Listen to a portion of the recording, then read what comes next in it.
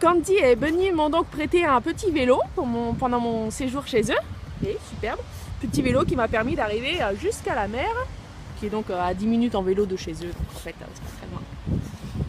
Et ils m'ont prêté aussi ce superbe casque, puisque le port du casque est obligatoire en Australie. Voilà, superbe. Take my hand and let the sun go down. Let the sun go down. Ça fait une semaine que je suis chez Candy et Bunny, donc les personnes qui m'hébergent en échange de 4 heures de travail par jour, comme je vous l'avais expliqué déjà. Ça se passe super bien. Ils ont donc hissé le drapeau français en l'honneur de la petite française qui arrive chez eux.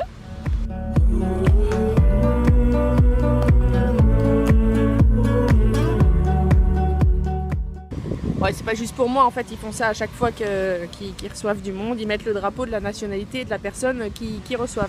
Parce que ça fait 10 ans qu'ils font ça, donc qu'ils font du LPIX, qui reçoivent des gens chez eux en attendant en échange de travail. Et je suis la 33e, donc c'est vous dire s'ils sont un petit peu rodés. Ils ont tous les drapeaux en stock et ils reçoivent beaucoup de monde. Donc c'est un plaisir de travailler pour eux. Alors je fais un petit peu tout, je fais du jardinage. Je fais la cuisine aussi, un petit peu. Je fais également de la couture. Voilà, je fais un petit peu tout quoi, et c'est rigolo.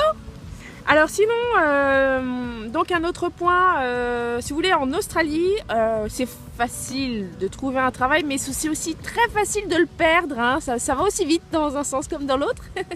Voilà, donc ça a duré 3 jours dans le restaurant français. Aujourd'hui, je n'ai plus de travail, je suis sans emploi. Mais comme je suis chez des gens adorables, qui ont la main sur le cœur, ils m'ont un petit peu aidé à trouver autre chose. J'aménage donc lundi chez leur fils et sa femme pour m'occuper de leur petite fille Eliana. Donc je vais être fille au père pendant les 4 prochaines semaines. Oui, pour ceux qui me connaissent, c'est sûr, je suis pas la plus à l'aise d'habitude avec les enfants, mais bon, ça change, hein, tout le monde change, et puis faut faire tout dans la vie, faut essayer différentes choses, faut pas rester fermé comme ça. Voilà.